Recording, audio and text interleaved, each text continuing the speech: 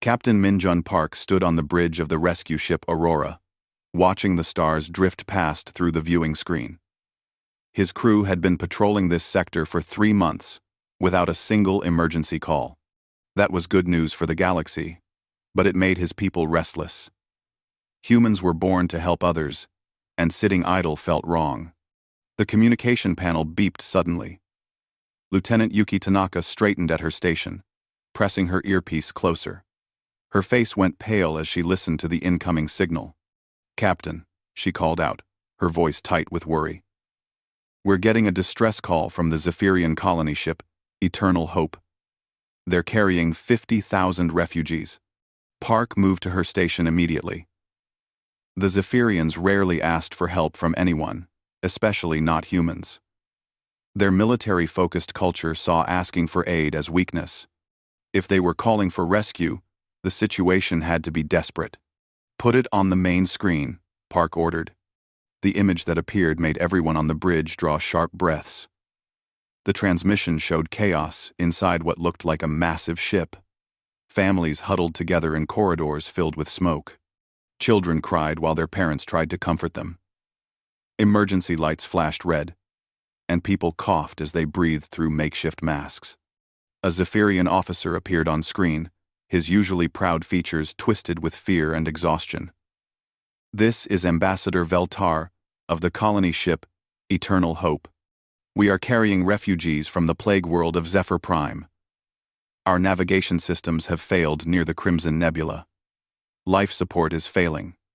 We have maybe 6 hours before total system collapse. Axer. 1. 1. 1. The ambassador's voice cracked as he continued. "We know the hegemony has had differences with your people, but we have children here. Innocent lives, who did nothing wrong. Please, we need immediate assistance." Dr. Sarah Chen, the ship's chief medical officer, stepped forward. "Captain, if they're dealing with plague survivors, we'll need to prepare quarantine procedures and medical supplies for 50,000 people." Park nodded, already making calculations in his head. "Tanaka, send word to the Mercy and the Guardian. Tell them to join us immediately. We'll need all 3 ships for an operation this size." "Sir," Tanaka said carefully. "The last intelligence reports suggested the Zephyrians have been building up their military forces. Some council members think they might be planning aggressive moves." "That's politics," Park said firmly. "Right now, we have 50,000 people who need help. That's what matters." The rescue fleet gathered quickly. Park's ship Aurora carried the best sensors and rescue equipment. The Mercy was a mobile hospital capable of treating thousands of patients.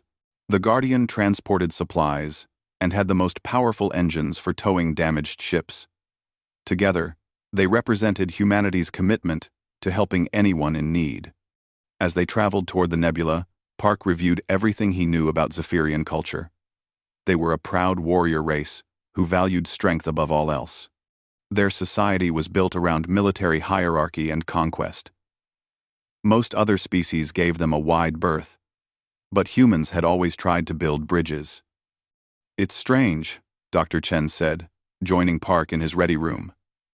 "The Zephyrians have some of the best ships in the galaxy. How did their navigation fail so completely?" "Space is dangerous," Park replied.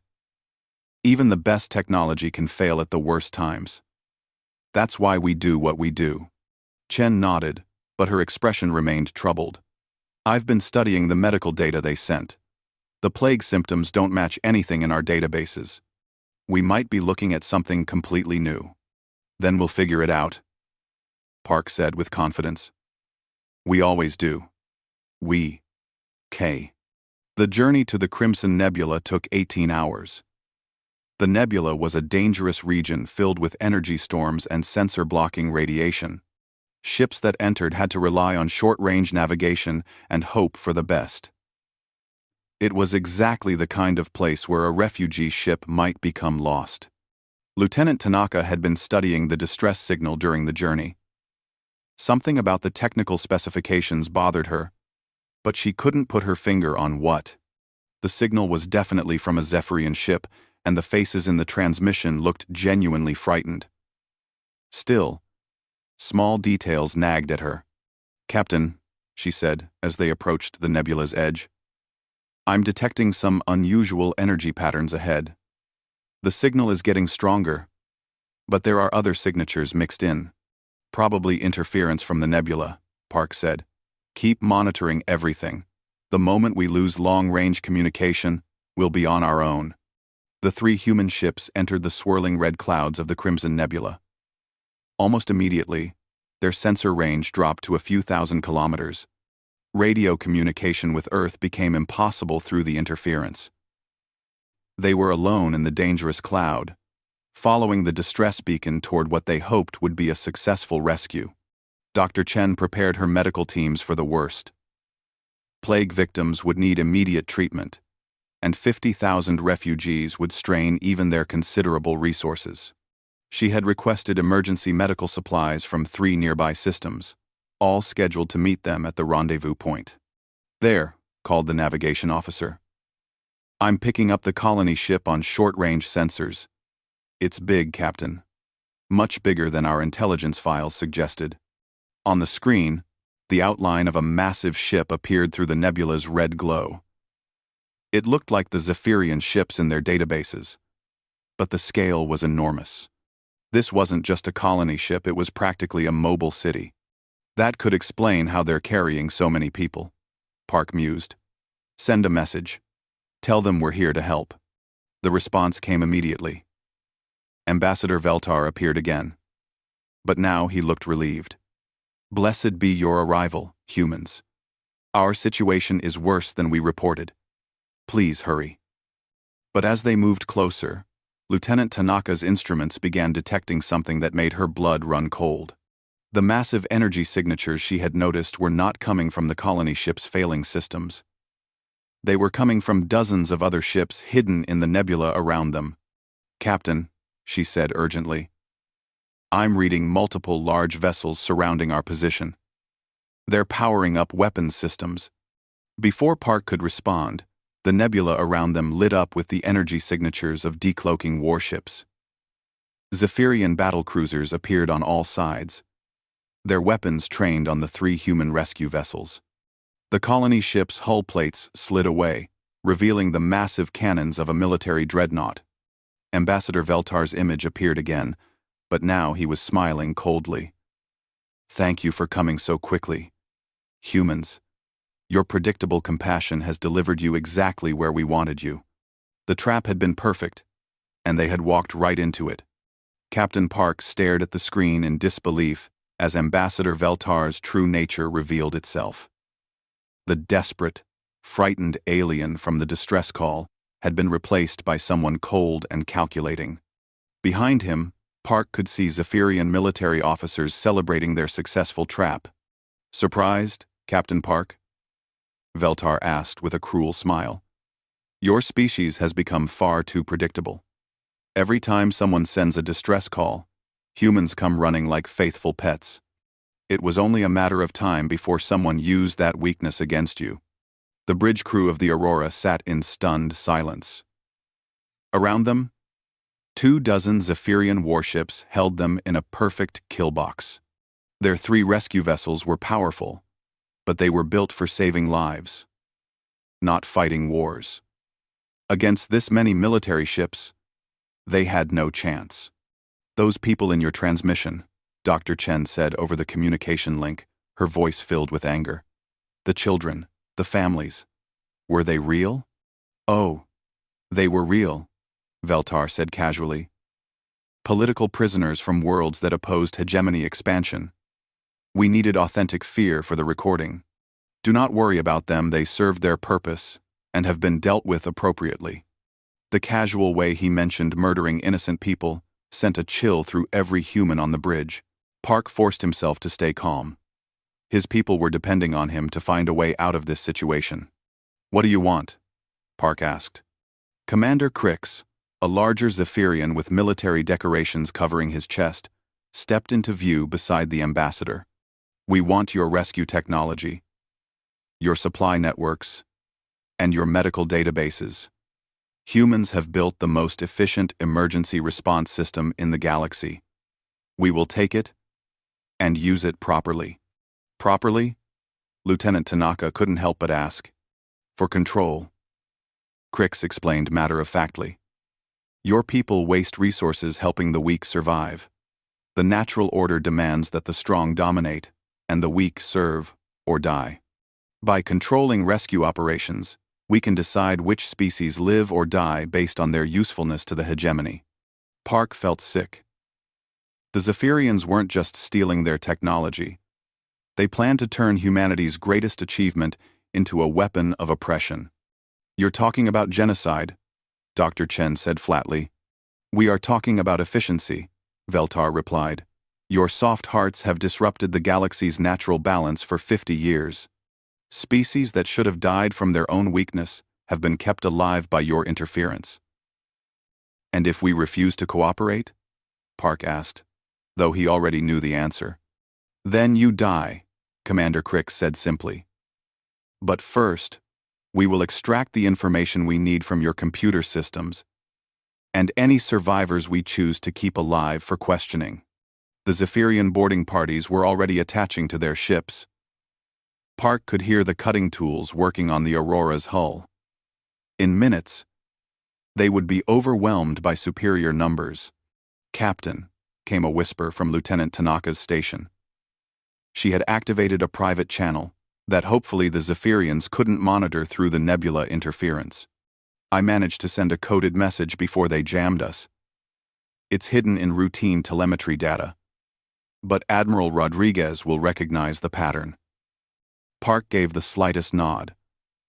Earth would eventually learn what happened here, but it would be too late to save his crews.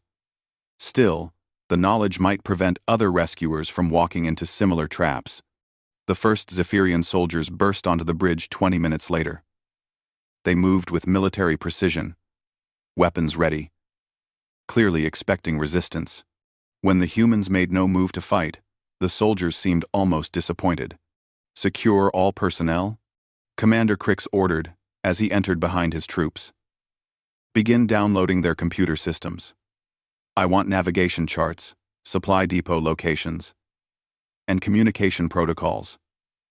Dr. Chen was forced to watch as soldiers ransacked her medical bay, copying everything from treatment procedures to the locations of hospital ships. 50 years of human medical advancement, freely shared with every species that needed it, was being stolen to serve oppression. Your people really are pathetically soft, Crix observed as he watched the downloads progress. No weapons, no defenses, no preparation for betrayal. It is a wonder. Your species survived long enough to reach the stars. We survived because we help each other, Park said quietly. And now that help has led you into a trap, Veltar pointed out. Perhaps, if you had been more suspicious, more willing to let others suffer, you might have avoided this fate. But then you would not be the useful fools we needed you to be. The Zephyrians worked efficiently, cataloging every piece of rescue equipment and every medical supply. They paid special attention to the navigation systems that allowed human ships to reach emergency sites faster than any other species in the galaxy. This network is more sophisticated than our intelligence suggested, one of the technical officers reported to Crix. They have supply depots and communication relays throughout human space. With this system, we could control trade routes across 12 sectors. Excellent, Crix replied. The Hegemony Council will be pleased. What of their military capabilities? Minimal, the officer said dismissively. These ships have some defensive capabilities, but they are clearly designed for rescue operations, not combat. Humans appear to have no significant military fleet. Park exchanged glances with Dr. Chen and Lieutenant Tanaka. The Zephyrians were making assumptions based on what they could see, not understanding the full scope of human capabilities. That might be important later, if anyone survived to use that knowledge. When do we kill them? One of the soldiers asked Crix. We will make an example first, the commander decided.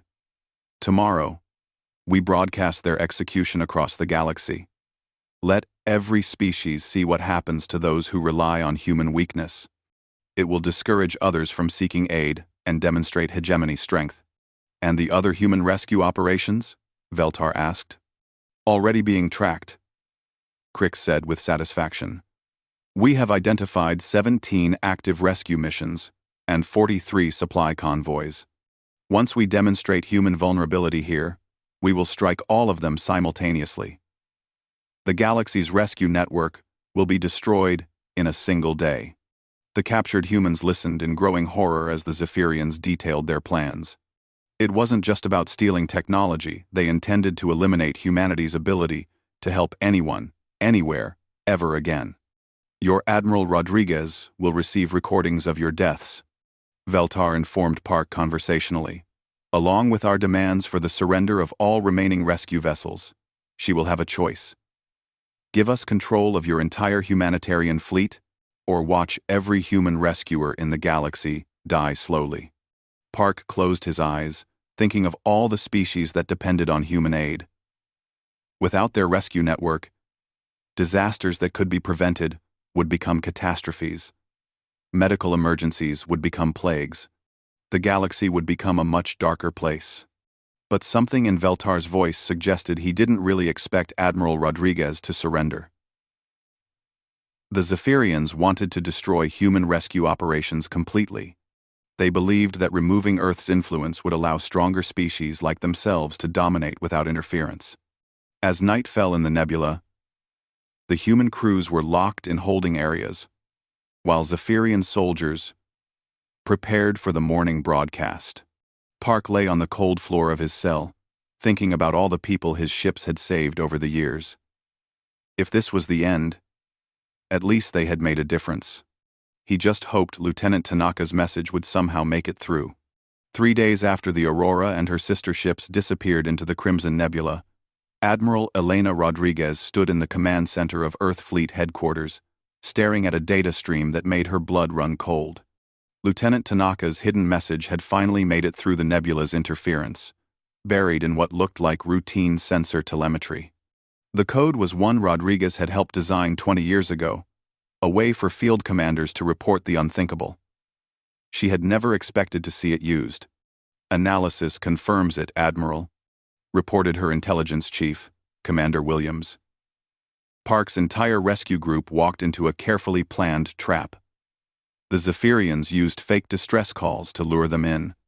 Rodriguez studied the tactical display showing the nebula where her people had vanished. No word had come out since Tanaka's burst transmission. In her gut, she knew they were probably dead already, but she had to be sure. What do we know about Zephyrian movements in that sector? That's the troubling part, Williams said, pulling up additional data. Our deep space monitoring stations detected unusual fleet movements. 3 weeks ago, at least 30 Zephyrian warships moved toward the nebula region, all using stealth protocols. We assumed it was a military exercise. The Admiral walked to the large viewing screen that showed human space. Dozens of green dots marked active rescue operations, supply convoys, and medical missions. Each dot represented hundreds or thousands of lives that depended on human aid. Pull up the Zephyrian diplomatic record, she ordered. The files made grim reading. Over the past year, Zephyrian representatives had asked increasingly detailed questions about human rescue protocols during council meetings.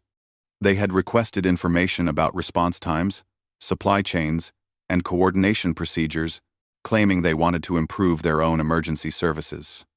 They've been planning this for months, Rodriguez realized. The trap for Park was just the beginning. Admiral, called the communications officer, we're receiving a transmission from the Galactic Council. It's marked urgent. Put it through. Council Chairman Vextar, a tall insectoid alien, appeared on screen. His compound eyes reflected nervousness as he spoke. Admiral Rodriguez, we have received concerning reports about missing human vessels. The Council wishes to discuss this matter privately. Rodriguez studied the chairman's body language carefully. Something was wrong with his tone, his posture. Everything about his demeanor screamed guilt. What kind of reports, Chairman? Perhaps this conversation would be better held in person, at the council chambers on Nexus Prime. I think not, Rodriguez said coldly. Tell me what you know about the missing rescue ships. There was a long pause before Vextar responded. The Council has been made aware that certain member species have concerns about human rescue operations. There are suggestions that your rapid response capabilities could be used for military purposes. The words hit Rodriguez like a slap. Are you suggesting that we've been using medical ships and rescue operations as cover for military intelligence?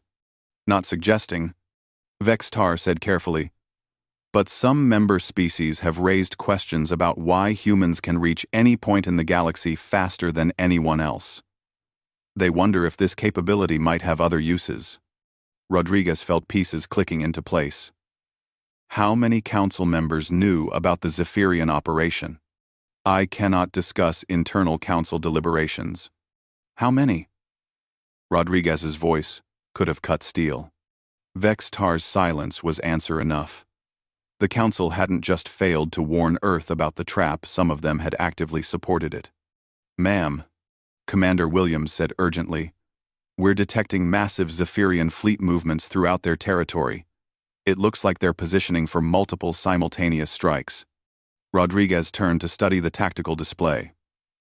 Red indicators showed Zephyrian forces moving toward 17 different systems, every location where human rescue operations were currently active. They're going to hit all of our people at once, she realized. They want to wipe out our entire rescue network in a single coordinated attack. The communications panel lit up with incoming messages from human outposts throughout the galaxy. Their intelligence networks had detected the same fleet movements. Every rescue commander in the field was asking for orders. Admiral, Williams said quietly, if we order general evacuation, we'll abandon thousands of people who need our help. But if we don't, we'll lose every rescue team we have. Rodriguez stood silent for a long moment, thinking about Captain Park and his people, probably dead in the Crimson Nebula. She thought about Dr. Chen's dedication to healing, Lieutenant Tanaka's quick thinking, and all the other men and women who had volunteered to risk their lives helping strangers. Then she thought about the Galactic Council's betrayal, and the species that had watched in silence while their allies walked into a trap. Send a message to all human rescue operations, she ordered. Tell them to stand down and return to base immediately. Ma'am? Williams looked confused. Execute the order, Commander. All rescue operations are suspended indefinitely. But Admiral, the plague outbreak on Regilian 7, the earthquake on New Geneva, the stranded colony ship near... All of it, Rodriguez said firmly. As of right now, humanity is out of the rescue business. The command center fell silent. For 50 years, human rescue ships had been the first responders to every disaster, every emergency, every cry for help in the galaxy. The idea of simply stopping seemed impossible. What about our people already in the field? Williams asked. Bring them home. All of them. Whatever they're doing. Whoever they're helping. It ends now. Rodriguez moved to her private communications console and began entering authorization codes that hadn't been used since the early days of human space exploration. Deep in classified databases, dormant protocols began activating. Ma'am, the communications officer called out. We're getting reports from our field teams. Some of the species they're helping are begging them not to leave. The Andorian medical crisis will become a catastrophe without our hospital ships. Noted and logged, Rodriguez said without looking up from her console. Maintain the withdrawal order. Admiral, Williams said carefully. What exactly are you doing? Rodriguez finished entering the last authorization code and stepped back from the console. Throughout human space, ships that had been labeled as research vessels, supply transports, and survey craft began receiving new orders. Hidden compartments opened, revealing military-grade weapons and defense systems. Construction yards that supposedly built rescue ships began assembling something very different. I'm reminding the galaxy that there's a difference between choosing to help and being able to help, Rodriguez said quietly. For 50 years, we've made them forget what we were before we became their rescuers. The tactical display updated as the hidden fleet revealed itself. Ships appeared that weren't in any public registry. Bases activated that officially didn't exist. The rescue network that the Zephyrians thought they understood was only the visible part of humanity's true capabilities. How long have we had all this? Williams asked in amazement. Since the beginning, Rodriguez replied. Did you really think we'd explore a dangerous galaxy without proper defenses? We just chose not to use them unless we had to. A new message arrived from the Galactic Council, a formal demand that humans explain their military buildup. Rodriguez deleted it without reading past the first line. Admiral, the communications officer reported. Incoming transmission from Zephyrian space. They're broadcasting on all frequencies. Let's see what they have to say. The screen showed Commander Crix standing over Captain Park, who was bound and clearly injured. The Zephyrian commander spoke directly to the camera with obvious pleasure. People of the galaxy, witness the fate of those who trust in human weakness. These rescuers came running to save lives and found only death. Let this be a lesson to any who would rely on Earth's false promises of aid. Rodriguez watched without expression as Crix raised his weapon toward Park. But something in Park's eyes caught her attention, not fear, but a strange kind of satisfaction, as if he knew something the Zephyrians didn't. The transmission cut off abruptly as Crix fired. The command center remained silent for a long moment. Then Rodriguez turned to address her staff. Gentlemen, it appears the Zephyrians have just declared war on humanity. Let's show them what that actually means. Admiral Rodriguez stood on the bridge of the battleship Retribution as it dropped out of hyperspace above the Zephyrian homeworld. Around her, a fleet of 200 warships materialized from the void ships that supposedly didn't exist, crewed by people the galaxy had thought were just rescue workers and medical personnel. Admiral, reported Captain Kim, the ship's commander. All strike groups report ready. We have simultaneous positioning over 12 Zephyrian systems. The plan had taken exactly 18 hours to execute. While the galaxy mourned the broadcast execution of Captain Park and his crew, humanity had mobilized the largest fleet ever assembled by any single species. They had done it quietly, using the same logistics network that made their rescue operations so effective. Sir, called the communications officer. We're receiving panicked transmissions from Zephyrian Command. They're demanding to know how we got past their sensor grids. Rodriguez almost smiled. The same way our medical ships reach disaster sites so quickly.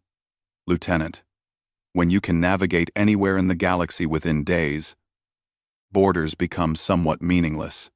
On the tactical display, red dots showed Zephyrian military positions throughout their territory.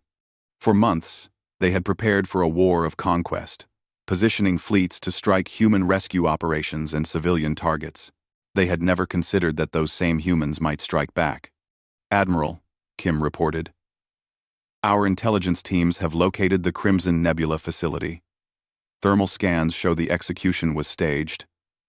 Captain Park and several others are still alive. Rodriguez felt a surge of relief mixed with cold anger.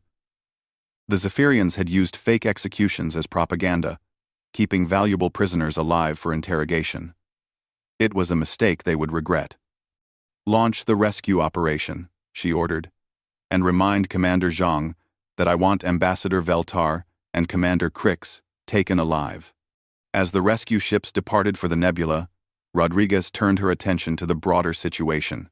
The Zephyrian fleet was powerful, but it was designed for attacking scattered targets, not defending against a coordinated assault. Their ships were spread thin across dozens of systems, exactly where they needed to be for their planned strikes against human operations. Incoming transmission from Zephyrian High Command, the communications officer announced. Put them through. The alien that appeared on screen was clearly a high-ranking Zephyrian general, his military decorations covering most of his chest. Behind him, Rodriguez could see other officers in obvious panic. "This is Supreme Commander Trath of the Hegemony Defense Force," the alien said, trying to project authority despite his obvious fear. "You will withdraw your ships immediately or face total war." "Commander Trath," Rodriguez said calmly, "we are already at war. Your people started it when they murdered refugees to create fake distress calls. They continued it when they tortured and killed human rescue workers, and they escalated it when they broadcast those murders as entertainment. The humans who died were enemy combatants who entered our territory without permission. They were medical officers responding to a distress call," Rodriguez replied coldly. "They carried medical supplies and rescue equipment. Your own broadcasts showed them trying to help people they believed were in danger." Trath's expression shifted uncomfortably. The hegemony's actions were justified. Military operations, designed to counter human espionage activities. Many announced, quote, "What espionage activities would those be, Commander? Your rescue operations are clearly intelligence-gathering missions. No species builds a supply network that's sophisticated for purely humanitarian purposes." Rodriguez studied the alien commander for a moment, realizing the fundamental misunderstanding that had led to this conflict. The Zephyrians literally could not comprehend that humans might help others without ulterior motives. Their entire culture was built on the assumption that strength meant domination, and kindness meant weakness. "You're right about one thing, Commander," she said finally. "No species builds a network like ours purely for humanitarian purposes. We built it because helping others is who we are. But maintaining that network across a dangerous galaxy requires capabilities you've underestimated. You threaten us with military force to protect your spy operations. I'm threatening you with military force because you murdered people who came to help you," Rodriguez corrected. "The difference matters." On the tactical display, the rescue operation at the Crimson Nebula was proceeding flawlessly. Human special forces had infiltrated the facility and were extracting the surviving prisoners. The Zephyrian guards, expecting to face desperate rescue workers, had been overwhelmed by professional soldiers who knew exactly where to strike. "Admiral," Captain Kim reported, "our forces are in position. Above all, primary Zephyrian military installations. Awaiting your orders." Rodriguez looked back at Commander Trath, who was clearly receiving similar reports from his own people. The panic in his eyes was growing as he realized the scope of the human response. "This is impossible," he said. "Our intelligence indicated humans have no significant military capabilities." "Your intelligence was wrong," Rodriguez said simply.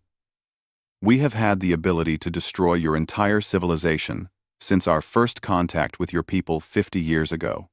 We chose not to use it because we believed in peaceful coexistence. You expect me to believe humans are secretly a warrior race?" "No," Rodriguez said. "We're a species that protects those who cannot protect themselves. Sometimes that requires healing. Sometimes it requires fighting. You forced us to choose which one to use with you." The bridge crew listened in silence as Rodriguez delivered humanity's terms. The language was clinical, but the meaning was devastating. The hegemony would surrender all military vessels. Their government would be dissolved. War crimes, trials, would be held for everyone involved in the fake rescue operation. And most importantly, they would provide full compensation to every species whose aid they had planned to cut off. "These terms are impossible," Trath protested. "The hegemony will never surrender to inferior beings."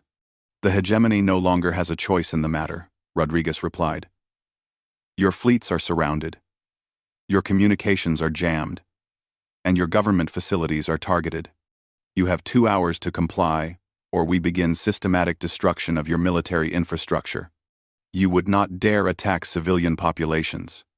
"We would not," Rodriguez agreed. "Unlike your people, we distinguish between soldiers and innocents. Your civilians will be unharmed as long as your military forces surrender." The transmission ended as Trath cut the connection. Rodriguez turned to watch the tactical display, where Zephyrian forces were scrambling to respond to human positions. Their ships were moving frantically, but they were outnumbered and outmaneuvered. 50 years of building a galaxy-wide rescue network had given humans knowledge of every star system, every supply route, every strategic position. "Ma'am," the communications officer called, "we're getting reports from the rescue teams. Captain Park and Dr. Chen are both alive, though injured. Lieutenant Tanaka is coordinating the intelligence recovery. They've secured all the stolen human technology and captured Ambassador Veltar. And Commander Crix? Resisted arrest. He didn't survive the encounter." Rodriguez nodded grimly. She had hoped to question Crix about the broader conspiracy, but his death wasn't entirely unwelcome. The alien had broadcast the torture of her people for entertainment. "Admiral," Captain Kim said quietly, "the Zephyrian Second Fleet is moving to engage our positions above their capital world. They have 47 ships. How many do we have in that sector?" 12, ma'am." Rodriguez almost felt sorry for the Zephyrians. They still didn't understand what they were facing. Human ships had been designed to reach any point in the galaxy faster than anyone else, and to operate independently for months at a time. That required sophisticated technology, powerful engines, and incredible versatility. It also meant their rescue ships were far more capable than they appeared. "Tell Captain Morrison that his medical frigates just became heavy cruisers," she ordered. "Weapons free." The battle was over in 17 minutes. Zephyrian ships that had seemed so threatening when attacking unarmed rescue workers proved helpless against humans who were actually trying to fight. Their weapons couldn't penetrate human shielding. Their tactics were predictable, and their commanders panicked when their technological advantages evaporated. "All Zephyrian forces in this sector have surrendered," Kim reported. "We're receiving similar reports from the other strike groups. Total hegemony casualties are approximately 200 ships destroyed and 15,000 military personnel captured. Human casualties? 3 wounded, none serious." Rodriguez looked out at the stars, thinking about Captain Park and his crew. They had walked into a trap because they believed in helping others, even those who had shown them nothing but hostility. The Zephyrians had mistaken that kindness for weakness. It was a mistake they would never make again. 6 months after the fall of the Zephyrian hegemony, Captain Min-jun Park stood before the Galactic Council on Nexus Prime. His arm was still in a medical support brace from injuries sustained during his captivity, but his eyes were clear and hard as he addressed the assembled representatives. The Great Chamber was only half full. 12 species had withdrawn from the Council entirely after humanity revealed evidence of their involvement in the Zephyrian conspiracy. Others attended, but remained silent, afraid to draw human attention to their own past actions. "The human rescue fleet remains suspended," Park announced, his voice carrying clearly through the vast space. "No human medical ships will respond to emergency calls. No human supply convoys will deliver aid. No human personnel will provide disaster relief to any species represented in this chamber." Chairman Vex's Tar, his compound eyes reflecting nervous energy, shifted in his seat. "Captain Park, surely the actions of a few radical elements should not be blamed on the entire galactic community. Many species had no knowledge of the Zephyrian plot." "Many species had no knowledge," Park agreed. "But many others did. And those that didn't know failed to speak up when they should have questioned why the hegemony was asking for detailed information about our rescue protocols." Ambassador Chen Wei, representing Earth at the Council, stepped forward. She was Dr. Sarah Chen's sister, chosen specifically for this role because of the symbolism. "The price of human compassion has become too high," she said simply. "For 50 years, we gave our help freely to anyone who asked. In return, we were betrayed by the very people we had saved." The silence in the chamber was deafening. On the viewing screens around the room, status reports showed the devastating consequences of humanity's withdrawal from galactic affairs. Without human rapid response teams, A plague on Centauri Prime had killed millions. An earthquake on Rigel 7 had destroyed 3 cities that could have been evacuated with human help. Pirates attacked supply convoys that no longer had human escort ships. You cannot simply abandon your responsibilities, protested Ambassador Krell of the Andromedan Republic. Species throughout the galaxy depend on human aid networks. We had no responsibility except what we chose to take on, Park replied coldly. And we choose differently now. This is collective punishment for the actions of a few. This is the consequence of collective betrayal, Ambassador Chen corrected. When the Zephyrians planned to murder human rescue workers, 14 species in this chamber knew about it in advance. 23 others suspected something and chose not to investigate. Only 6 species attempted to warn us. She gestured to a small section of the chamber where representatives from those 6 loyal species sat. They were the only ones who still received full human aid. And their grateful expressions contrasted sharply with the fear and anger visible on the faces of the others. The human position is clear, Chen continued. We will help those who prove they deserve our help. Everyone else will have to learn to help themselves. Representative Vorthak of the hegemony's successor government rose shakily to his feet. The new Zephyrian leadership were nothing like their predecessors, broken, frightened people trying to rebuild their civilization from the ashes of human retaliation. The new Zephyrian government accepts full responsibility for our people's crimes, Vorthak said, his voice barely above a whisper. We have already transferred 70% of our remaining fleet to human control as reparations. What more do you require? Park looked at the defeated alien with something that might have been pity. We require nothing from you, Representative. The Zephyrian people have suffered enough for their leaders' choices. But trust is not something that can be purchased with warships. Then how do we earn it back? That's not our decision to make, Park said. You prove your worthiness through your actions, not your words. Help others the way we helped you. Save lives instead of taking them. Build something better than what you destroyed. Admiral Rodriguez's voice came through the chamber's communication system from Earth. The galaxy is learning to function without human intervention.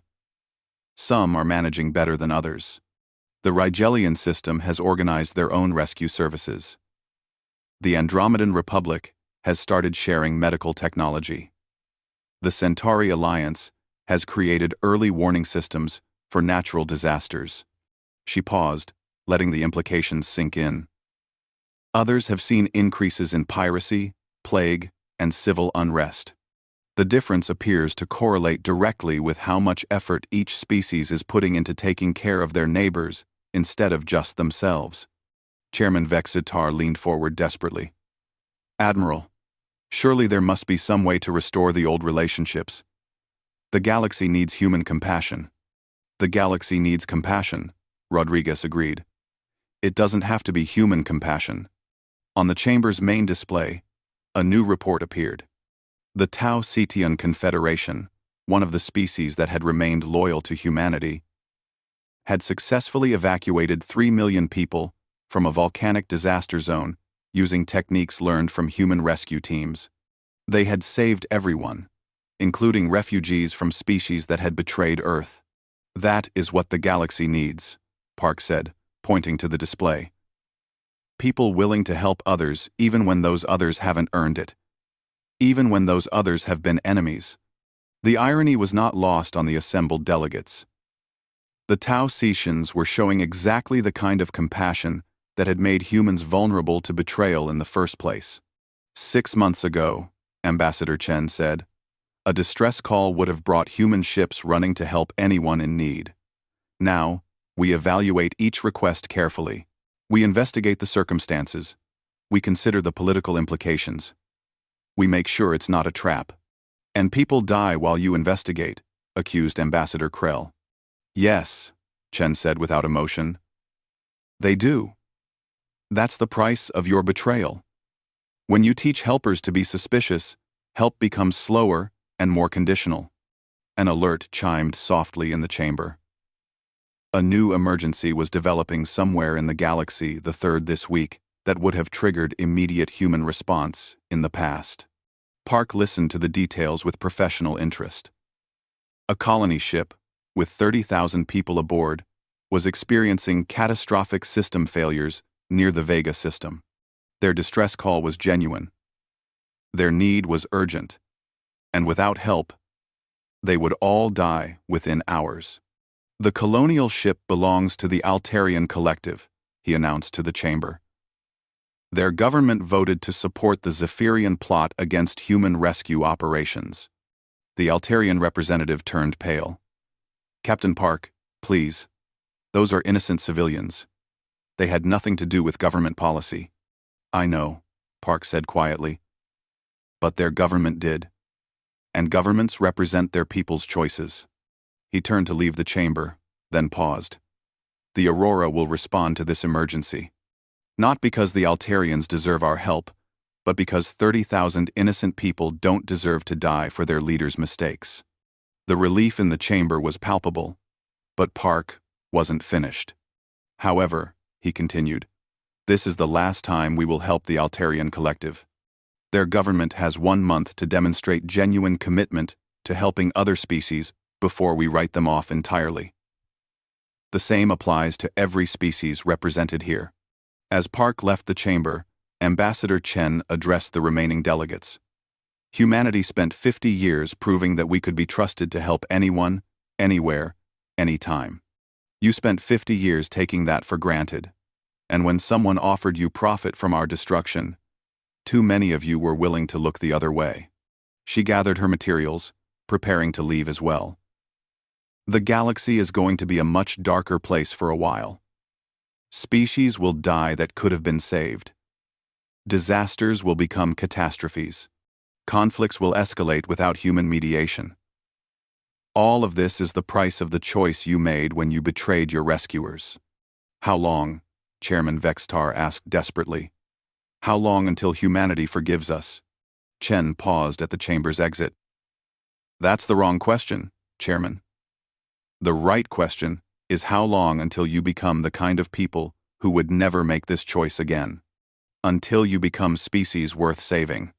3 hours later, Captain Park's rescue ship Aurora arrived at the disabled Altarian colony vessel. The evacuation proceeded flawlessly, 30,000 lives saved in less than 6 hours. But as his ship departed, Park made sure to record a message for the Altarian government. "This is the last time," he said simply. "Prove you're worth saving, or learn to save yourselves." The message would be broadcast throughout Altarian space. A reminder that human compassion, once freely given, was now something that had to be earned. It was a lesson the entire galaxy was learning, one emergency at a time. The ultimate price of deceiving those who came to rescue you wasn't just the loss of their help, it was the loss of their trust. And trust, once broken, could only be rebuilt through actions that proved it would never be broken again. In the depths of space, other species were beginning to understand what the galaxy had lost when it betrayed the humans who had spent 50 years saving everyone who needed saving. Some were working to fill that void themselves. Others were learning what it meant to face disasters without anyone coming to help. The humans watched and waited, ready to help those who proved they deserved it, and willing to let others face the consequences of their choices. The galaxy had wanted to see what would happen without human rescue operations. Now they knew.